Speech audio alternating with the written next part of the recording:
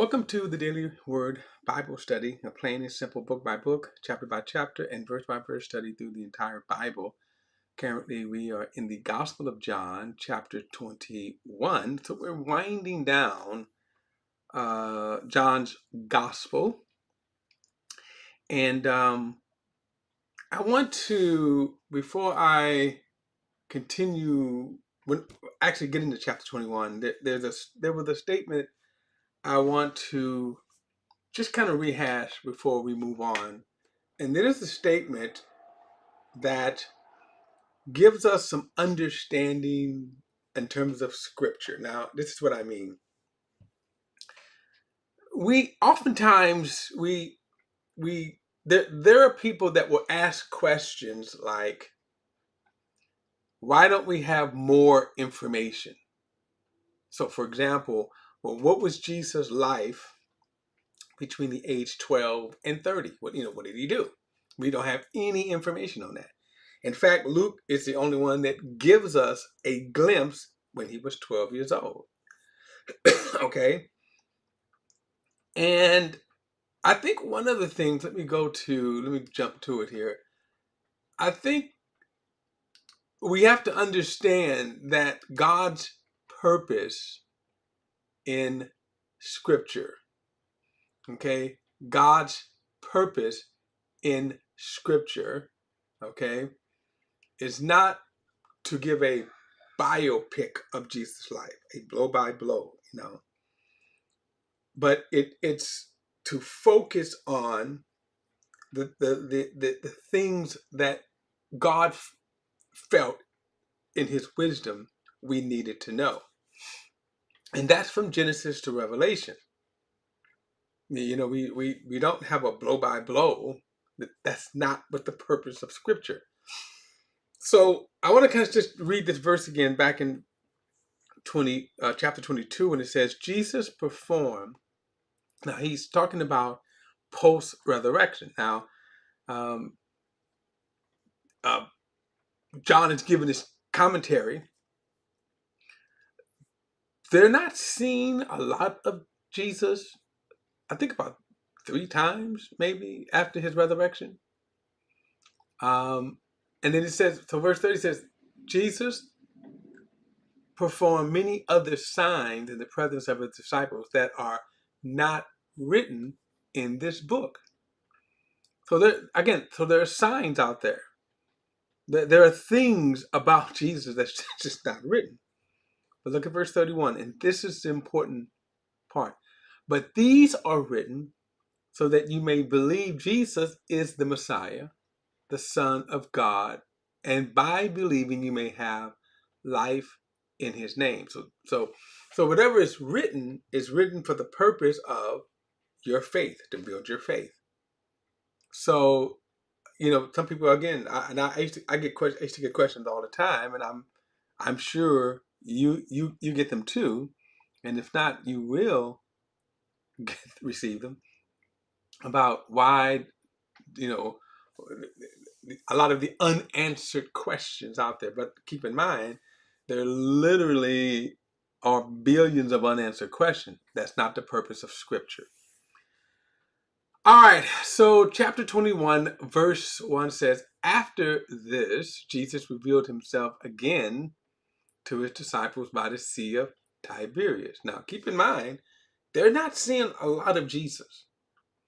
As I said, I think they might have seen Jesus in a total of 3 times that they have seen him in terms of his post-resurrection, maybe 3 or 4, if you want to count the ascension scene. So he says here, he revealed himself in this way. So verse 2, Simon Peter, Thomas, called twin, Nathanael from Cana of Galilee, Zebedee's sons, that would be James and John, and 2 other of his disciples were together. I am going fishing, Simon Peter said to them. We are coming with you, they told him. And then they went out and got into a boat. But that night they caught nothing. Now, I want to set up the story here because it's very interesting. First and foremost, The idea of them going fishing. Did Jesus tell them to go fishing? I think they were supposed to wait for him. But anyway, so Peter goes, and then these disciples, they go fishing with Jesus. But it seems unusual. They caught nothing, right? It just, in other words, what's going on here? What should have been sort of a routine catch. Um, Verse 4, when daybreak came, Jesus stood on the shore. However, the disciples did not know it was Jesus. Now, again, people may say, well, why didn't they recognize Jesus? Again, we're talking about glorified post-resurrection Jesus. He says, men, Jesus called to them, you don't have any fish, do you? No, they answered. Then he says, cast the net on the right side of the boat. He told them, and you will find some. So they did. Now, I don't know why they did that if they're not recognizing Jesus. That's kind of interesting there. That's just an interesting thought. Like why? Anyway, he said, so they did, and they were unable to haul it in because of the large number of fish. Therefore, the disciple, the one Jesus loved, said to Peter, it is the Lord. So now they're kind of realizing it is the Lord. Like I said, kind of makes me wonder, then why are you obeying a stranger? But anyway, it pays off. When Simon Peter heard that it was the Lord, he tied his outer garment around him, for he was stripped, and plunged into the sea. Now, again, to me, strange action. Why? Why did he jump into the sea? Now, the outer garment, of course, when they said that they were, and that's, his inner garment was considered, nakedness, I guess. But anyway, he said, but since they were not far from the land, about 100 yards away, the other disciples came in the boat, dragging the net full of fish. And when they got out on the land, they saw a charcoal fire there with fish lying on it and bread. So Jesus had already got some fish and was already cooking the fish. Verse 10, bring some of the fish you've just caught, Jesus told them. So Simon Peter got up and hauled the net ashore full of large fish. And then he said 153 of them. So again, large fish, not the little sardine type fish right here. And that even though there were so many, the net was not torn. Come and have breakfast, Jesus told them. None of the disciples dared ask, who are you? Because they knew it was the Lord. Although they were kind of like, okay, we're going to assume it's you. And Jesus came and took the fish and gave it to them. And he did the same with Jesus came and took the bread and gave it to them, and he did the same with the fish. This was now the third time Jesus appeared to the disciples after he was raised from the dead.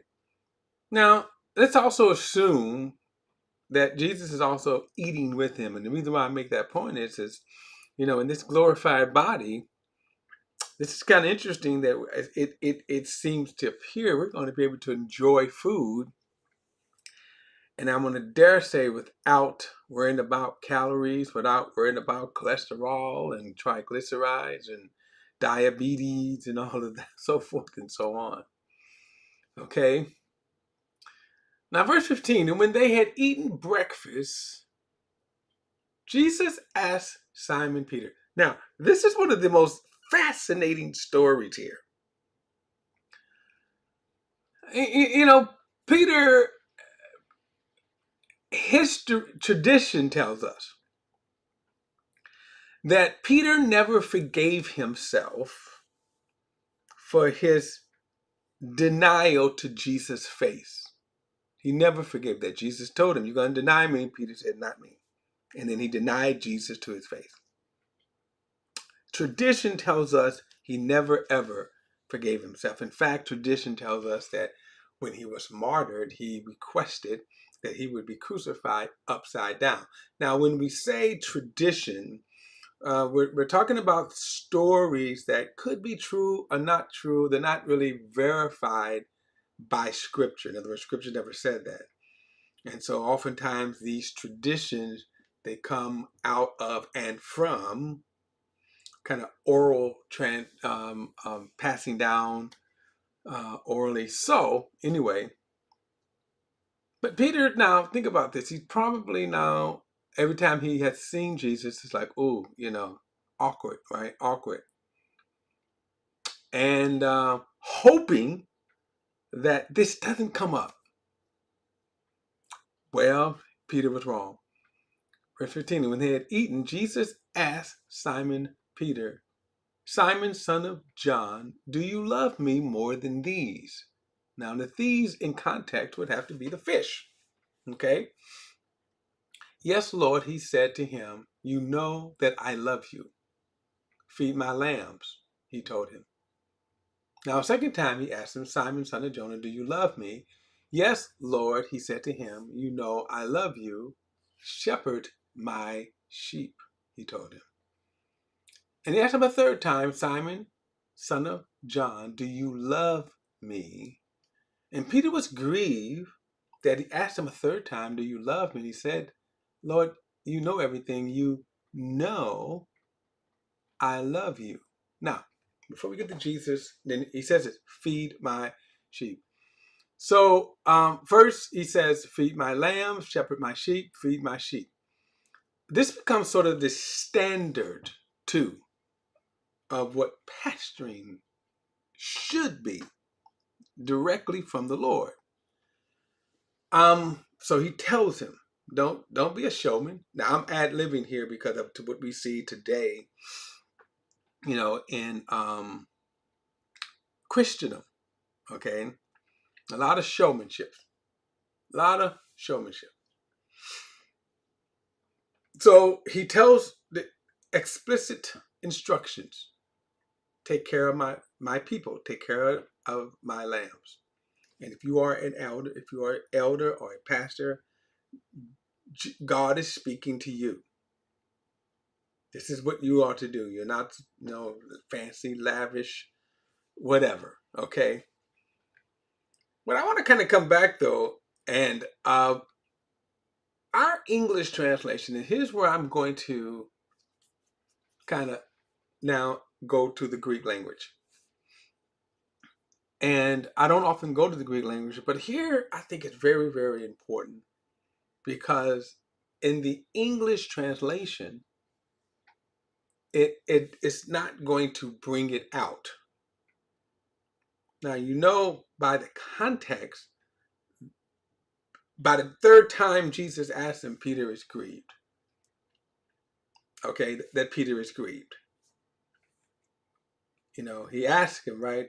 You can almost kind of see, be like one of these comedic movies. Jesus and Peter, and Peter like, oh my God, and he's like, and he's like, you can probably think he's probably like, yes, Lord, yes, Lord. Do you love me? Notice he said, do you love me more than these? So the fact that he's asking this, do you love me? Now, what I want to bring out in the Greek, because there's some word play that is fascinating. The English translation for the word love. The English translation love doesn't do the Greek words for love. And so for the sake of this, there are basically two words. Now, I've told you before, there are basically four words that they kind of involve around the relationship. And actually, there are more Greek words that are translated sometimes into love. And pretty much, you can almost say love for anything. I love fishing. That could be a Greek word, right? Love of hobbies, whatever. But for relationships, pretty much four words. One, eros, sexual attraction, and then storge of affection, just kind of natural affection, and then phileo, and this is important, phileo, which is relationship, friendship. Okay, and then there's agape, which is the God kind of love. So whenever you see when God says that he loves us, it is always agape. And so in other words, God is never I phileo you. However, in this exchange, there are two words that are being bantered here: agape and phileo. So I'm gonna read this, and then I want you to hear it now from how the Greek words come out. When they had eaten breakfast, Jesus asked Simon Peter, "Simon, son of Joseph, do you agape me more than these?" "Yes, Lord," he said to him, "you know I phileo you." Phileo you. "Feed my lambs," he told him. Now, at least, by the way, let me just kind of pause for a moment. Peter should have been comforted, right? In that he's telling them, "No, you don't, Peter. Get out!" Right? He's still affirming Peter as not only a disciple but a leader. Feed my lambs. Now, remember the agape love is God's love that loves us based upon his value of us. And then phileo is friendship, meaning in other words, what we have in common. And in reality, Peter could not have answered that question of agape. So he says, and so he throws back phileo. A second time, verse 16, he asks him, "Simon, son of John, do you agape me?" "Yes, Lord," he said to him, "you know I phileo you. Shepherd my sheep," he told him. See the back and forth here?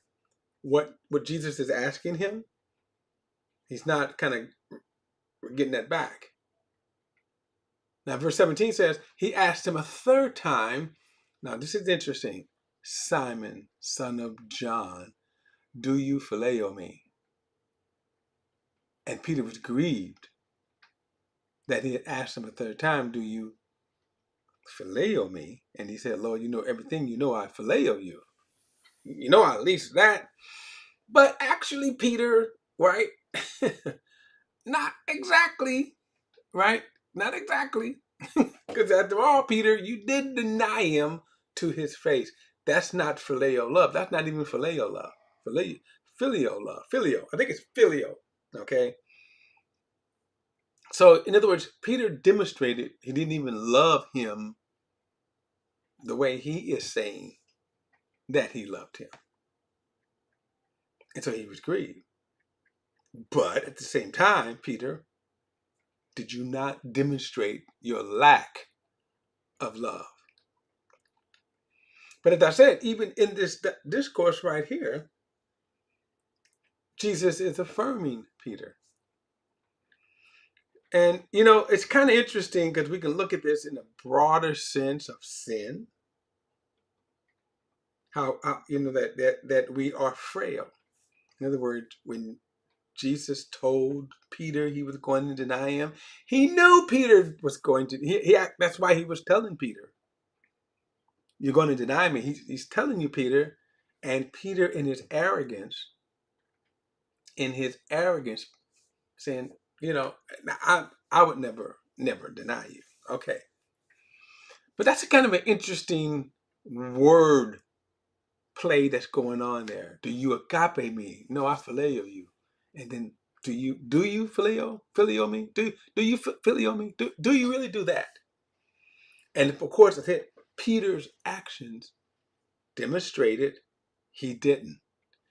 His actions demonstrated no. And Peter could have answered that. Well, no, your actions, you've shown me that you don't, right? It would be like a man who cheats on his wife, or a woman, who cheats, commits adultery. Do you love me? Now, a person may say, "Yeah, I love you." You're cheating. No, your cheating proves and demonstrates you don't love me. Now, what is interesting is that, no, I won't go there because I'm running out of time, but notice how Peter, in his mind, no doubt was sincere. No doubt. But Jesus also was just in questioning the level of his love. Very interesting wordplay, that's all. All right, guys, don't forget to like and share this video and subscribe to BP, the Bible Perspective. And as always, if you have a thought or comment, add it to the comment section below.